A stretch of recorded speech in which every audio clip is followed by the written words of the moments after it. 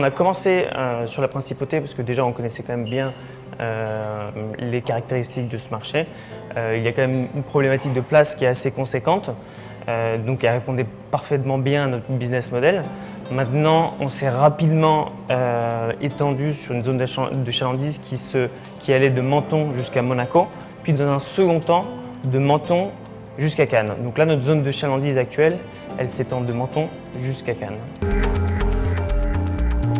Dans un premier temps, on a testé notre concept sur Monaco et sur le besoin des particuliers et des professionnels. Dans un second temps, vu que le volume nous a permis de pouvoir grandir, on a dû recruter principalement sur le terrain, sur les opérationnels, que ce soit en besoin matériel avec les camions qu'en besoin humain.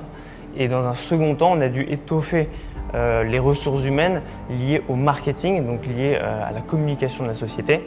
Et c'est pour cela que maintenant, notre effort principal en ce moment d'ailleurs, est de recruter sur le marketing, en web marketing, pour être un peu plus précis, et continuer des actions de visibilité parallèlement aux actions web pour avoir une image de marque qui rayonne sur notre zone de chalandise pour pouvoir toujours mieux se faire connaître.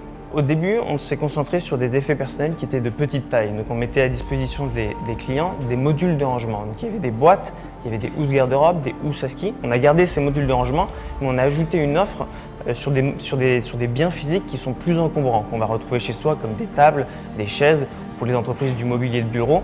Et donc on a proposé une offre qui permet aux clients de ne jamais se déplacer, c'est-à-dire qu'on vient chez le client collecter le mobilier et le mettre en stockage pour une tarification qui est extrêmement attractive puisqu'elle ne concerne uniquement le cubage qui est mis en stockage.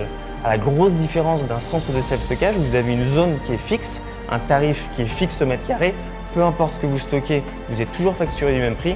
Chez Ustock, vous êtes facturé uniquement par rapport au mètre cube qui est mis en stockage.